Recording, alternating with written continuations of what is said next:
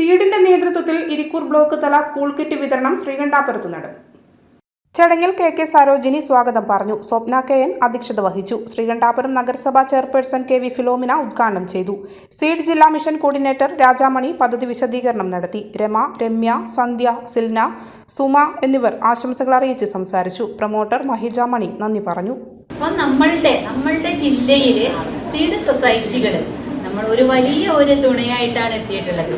Socio economic and എൻവയൺമെന്റൽ development society എന്നാണ് ഇതിന്റെ ചുരുക്കപ്പേര്. സീഡ് എന്ന് പറയുന്നതിന്റെ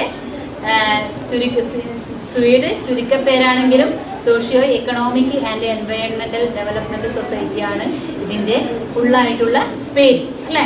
എന്താണ് സോഷ്യോ എക്കണോമിക് എൻവയൺമെന്റൽ ഡെവലപ്മെന്റ് സൊസൈറ്റി എന്ന് പറയുന്നത്?